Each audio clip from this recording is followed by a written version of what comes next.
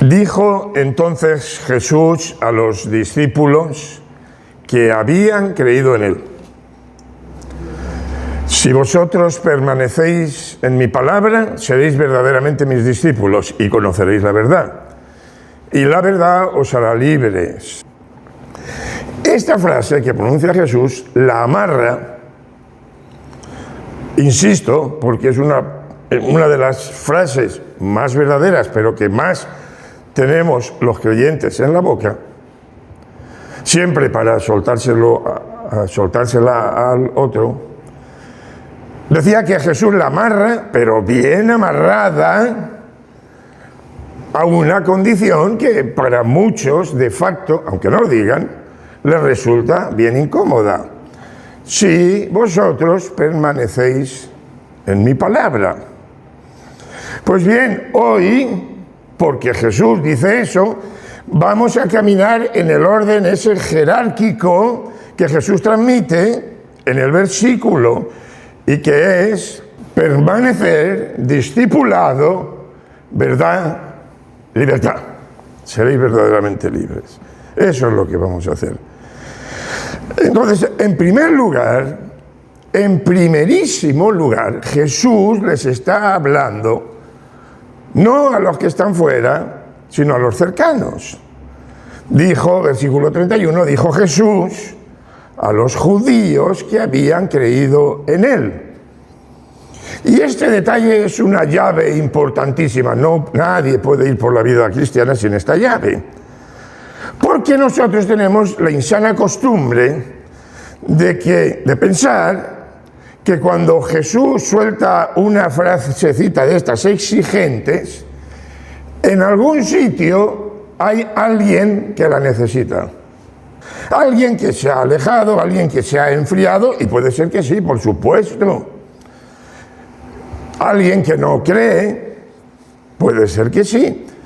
Sin embargo, el Señor hoy, para el caso puntual de hoy, con mucha calma, se interpone entre ese pensamiento, el que lo tenga, entre ese pensamiento y nosotros, y nos dice: esto es para los que creéis, esto es para los que estáis cerca, esto es para vosotros.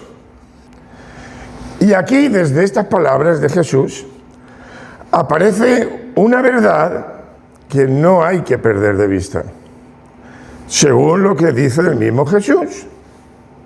Se puede estar cerca de Jesús y no ser libre. En virtud de lo que dice Jesús, se puede creer y seguir encadenado.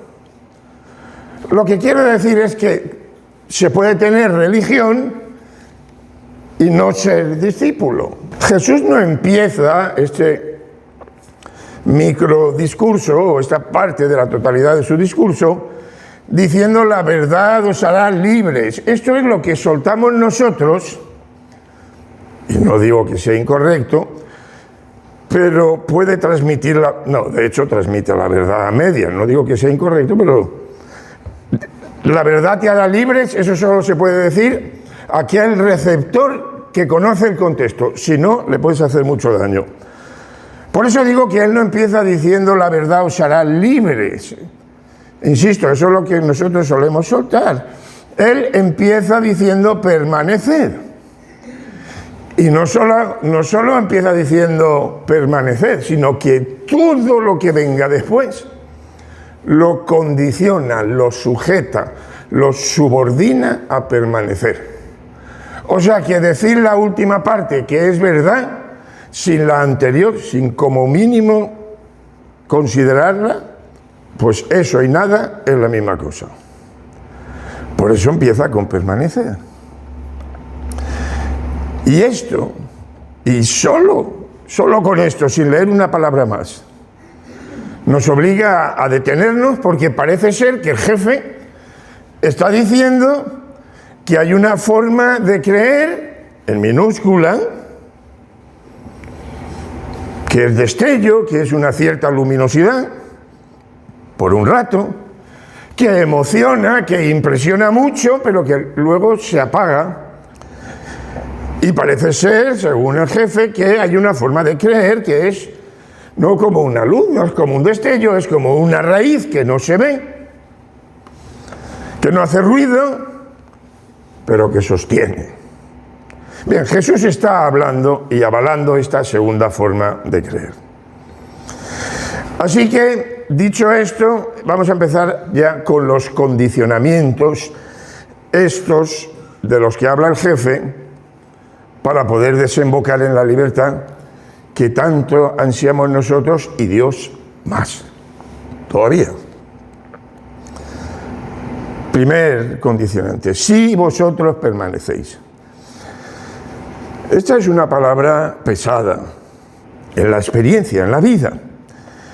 ¿Por qué? Porque permanecer es lo que hago cuando ya no estoy motivado, cuando estoy cansado. Permanecer es lo que hacemos cuando volvemos a caer en lo mismo y lo único que nos dan es ganas de escondernos. Permanecer es lo que hacemos cuando la vida nos golpea y con el golpe viene como si nos hubieran absorbido toda nuestra vitalidad. Lo que hacemos entonces. Permanecer es sencillamente fidelidad sin aplauso. Porque cuantitativamente hablando, los momentos más amplios de permanecer siempre se dan en el anonimato. Permanecer es lo que viene después de que te quedas con la palabra que Dios te ha dado y en muchas ocasiones no tiene nada que ver con tus emociones agradables. Todo lo contrario. Eso es permanecer. Porque si hablamos de emociones, en el mundo evangélico yo denuncio, por eso, como digo yo denuncio, puedo estar equivocado, que pasa más que en el mundo católico,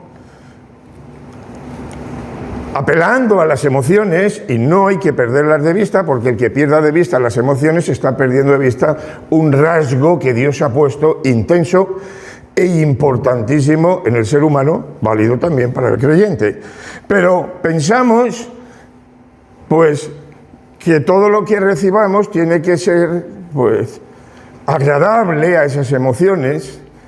Tenemos entonces el topicazo evangélico para hacer lo que nos dé la gana, desobedecer cuando queramos, pero sencillamente porque las emociones están diciéndome que ese permanecer que parece que alguien me sugiere, yo pues no me produce sensaciones agradables.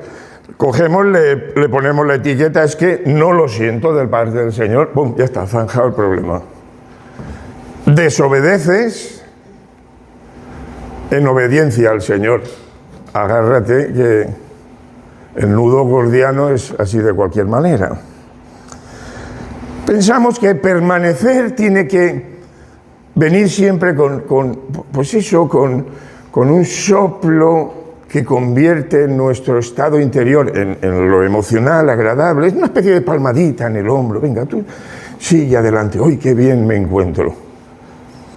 Entonces la palabra de Jesús no hace eso. La palabra de Jesús, claro, que consuela y produce todas esas sensaciones en el impacto resultante de su aproximación. Claro que Jesús hace eso, consuela, pero corrige, y cuando estás aquí no es tan agradable.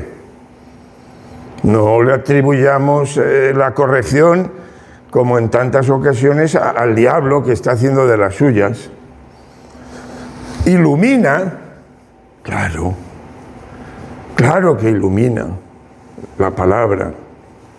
Y por eso que ilumina hace que, si somos honestos, y lo somos, si somos buscadores, y lo somos, al ser iluminados nos veamos por dentro nosotros a nosotros mismos. Iluminar es iluminar por dentro, y eso significa que nos descubre, que nos expone. Por eso la permanencia es la puerta al discipulado real. Sin permanencia, que uno puede estar, el discipulado es mera cosmética. El siguiente detalle del que habla es permanecer en mi palabra. Jesús podría haber dicho permanecer conmigo, y sería verdad, y es lo correcto, y es su presencia, y es su persona. Pero no dice permanecer en mi palabra, y esto no es casual, porque Cristo es Cristo, pero su palabra, cuando permanecemos con Cristo y permanecemos en su palabra es el lugar, no físico, existencial, donde Él gobierna. Me espero. Cristo es Cristo y su palabra es el lugar donde Él gobierna. Luego hay que permanecer en su palabra. Es el sitio existencial en el que si te quedas, Él te va dando forma, permaneciendo en su palabra, no al ladito de Él a ver qué puede caer. Esto es importante porque, quieras o no, siempre vamos a estar permaneciendo en alguna palabra, siempre. Algunos permanecen en la palabra miedo. Si confío, si me abro, quedo vulnerable. Me pueden romper, o me rompen otro, o miedo a otras cosas. En la palabra control. En esa palabra, si no lo manejo todo, aquí las cosas no sé lo que van a pasar. Otros permanecen en la palabra aprobación. Quiero hacer todo por vosotros, pero como no escucho el aplauso, aunque sea un aplauso silencioso desde el brillo de los ojos, aprobación. Otros permanecen en la palabra deseo. Si no tengo esto, me falta el aire, me falta el oxígeno.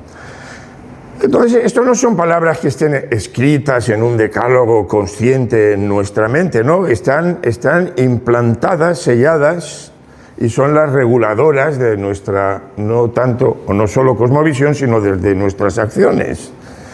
Entonces resulta que Jesús, como un buen chafacharcos para esta clase de personas, se interpone y dice: si permanecéis en mis palabras, no en todas estas otras que todo el mundo tiene en su mente como resultado del proceso de socialización de la época y la sociedad y el tiempo y el país en el que le haya tocado vivir. Pues todo el mundo las tiene ahí. La conversión y la madurez es ese proceso de resocialización a partir del cual Jesús viene con nuevas verdades y nosotros aceptamos que vaya quitando lo que estorba para ir poniendo lo que se corresponde con el nuevo proceso de resocialización, que no es ni más ni menos que edificación, instrucción, madurez, etcétera, etcétera. Así que lo que hace Jesús, en tanto chafacharcos de esta clase de personas, es invitarnos a que nos mudemos de esa casa existencial que hemos construido con todas esas mentiras, que es con lo que venimos al Señor y lo que en parte mantenemos en el Señor, dice el Señor, y nos invita a salir de esa casa existencial que hemos construido con mentiras para entrar en esa otra nueva, aunque al principio nos resulte extraña y aunque al principio todos los rótulos que la describirían pues puedan resultarnos chocantes, molestos o relativamente incómodos. Tenemos una nueva cláusula: seréis verdaderamente mis discípulos. Aquí Jesús incluye la palabra que escuece, una palabra que escuece. Después de lo que ha dicho, dice que entonces seremos verdaderamente sus discípulos. Bueno, ¿y qué implican estas palabras dichas por Jesús? Seréis verdaderamente. Está diciendo que hay un discipulado que es aparente. Si hacéis esto, seréis verdaderamente. Es lo que está diciendo. O sea que uno puede ser cristiano, en minúscula, como identidad cultural, como hábito, como costumbre, como tradición, como simpatía, pero no tiene nada que ver con ser un cristiano, con ser un discípulo.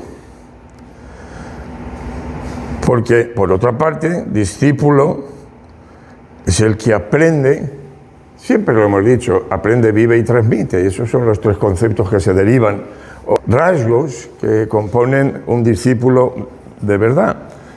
Es alguien que vive, podríamos aglutinarlo, vive bajo el señorío de Cristo. Es decir, es el que se acerca a Cristo y permite, si estamos hablando de permanecer en sus palabras y salir de esa cárcel de otras palabras, es el que permite que Jesús le cambie. Bueno, aquí ya podíamos sacar todos los tópicos, las maneras de reaccionar, la manera de hablar, su modo de comportarse con las otras personas, con el dinero, con su tiempo, todas esas cosas que ya sabemos.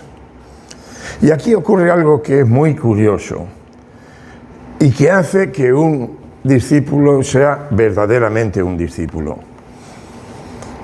Cuando Jesús dice, no te vengues,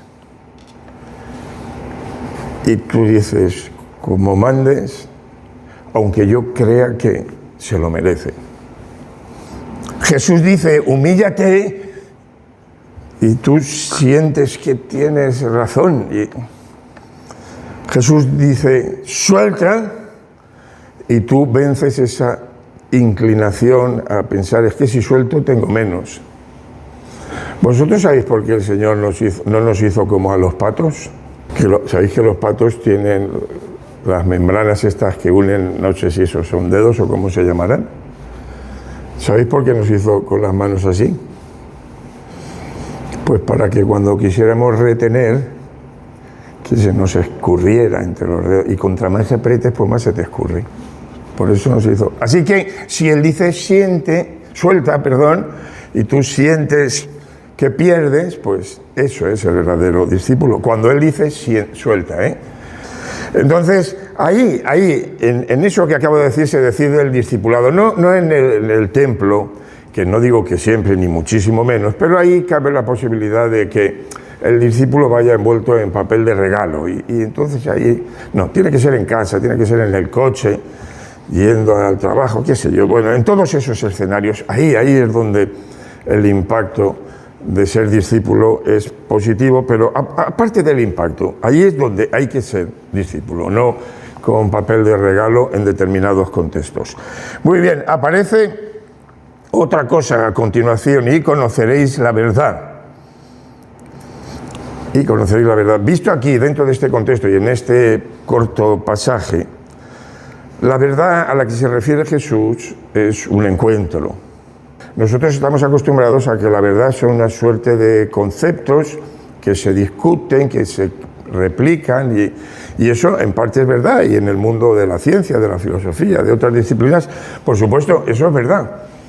Pero en este versículo, en lo que tiene que ver con el Señor, la verdad tiene que ver con un encuentro, eso es lo que Él nos indica, nos habla de conocer. Entonces, ¿qué es conocer la verdad? ¿Qué es conocer la verdad? Para que no nos liemos, que hay que hacerlo, que hay que reflexionar todas las ideas, toda la doctrina, todos los conceptos, hay que reflexionarlo, pero ¿qué es conocer la verdad? Es permitir que la palabra de Cristo, eso que entendemos, se convierta en realidad en mi experiencia del día a día. Eso es conocer la verdad. Repito, parece muy enrevesado, pero es muy simple. Y conoceréis la verdad. Conocer la verdad es que esa verdad, doctrina, palabras, que entiendo, se convierta en realidad en mi experiencia de vida. Eso es conocer la verdad. Y continúa el siguiente punto y dice, y la verdad os hará libres.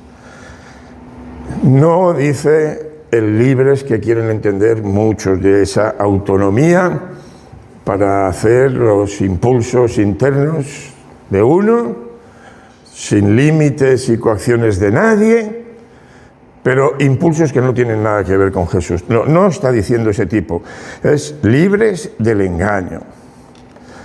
Porque cuántas veces, fuera del contexto cristiano, ni lo menciono, Pero dentro del contexto cristiano se confunde la libertad de la que habla Jesús como un sé libre, sé tú mismo, haz lo que quieras, rompe límites. Y ya, es que solo falta que le añadieran en nuestras iglesias porque tú te lo mereces, es que ya, porque tú lo vales, ¿no?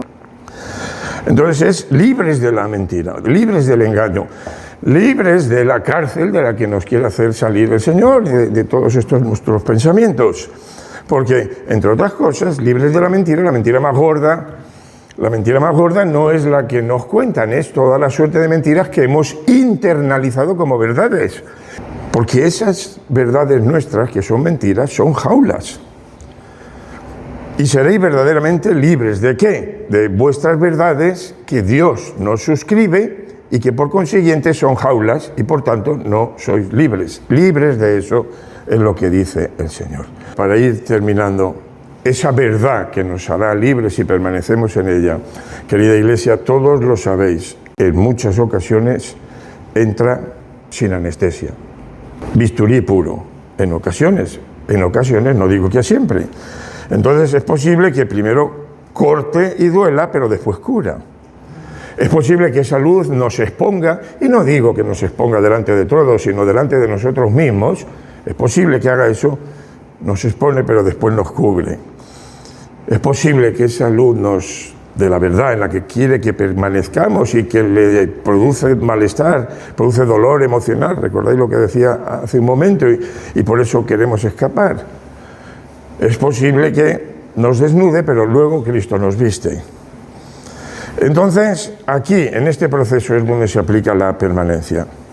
Porque hay personas, repito, como he dicho con otras palabras hace un instante, que quieren o creen que la permanencia y el alcance, mejor dicho, de la libertad, no sea el proceso mediante el cual Dios nos quiere ir llevando a esa libertad, que, fijaos qué cosas, seréis verdaderamente libres, es una libertad que va alcanzando cada vez cotas mayores de libertad.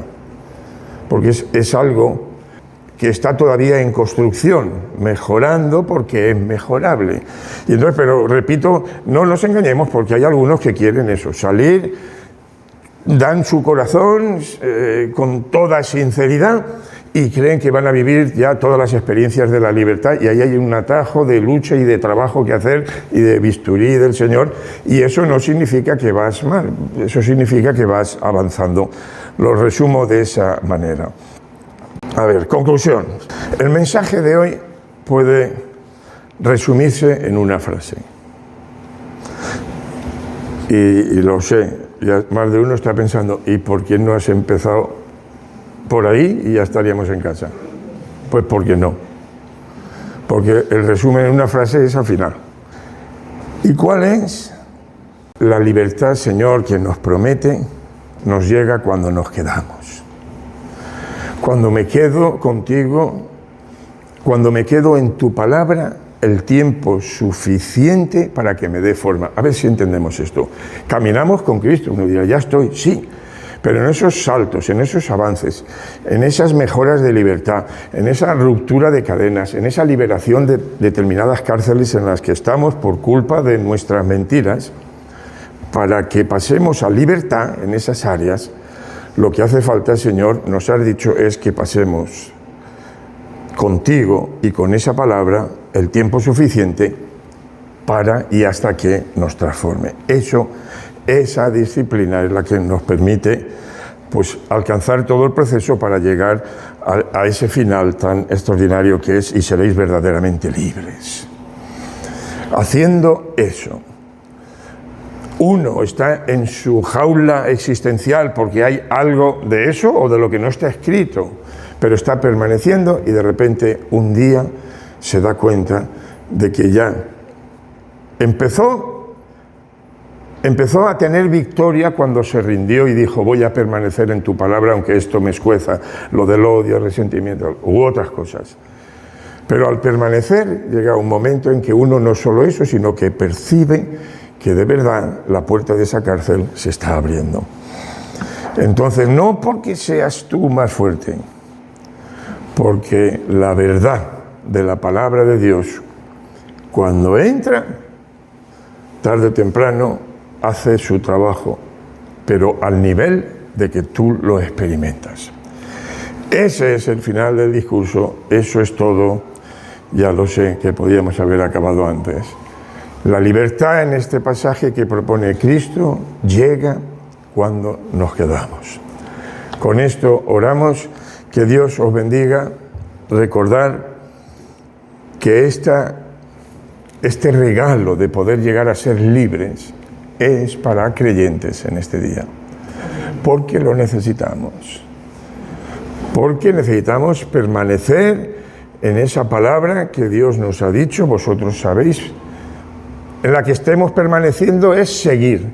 Hay que permanecer en su palabra para ser plenamente discípulos, no unos seguidores desde lejos. Y entonces vivir la libertad que se vive cuando uno arranca el cartel correspondiente y sale de esa celda que es la construcción que hemos hecho con nuestras mentiras de cristianos. Sí, mentiras. No quiero ser insultante, son mentiras que nos quieren engañar y nos engañan en nuestro caminar con Cristo. Oramos y os tomáis un café, si queréis, a mi salud.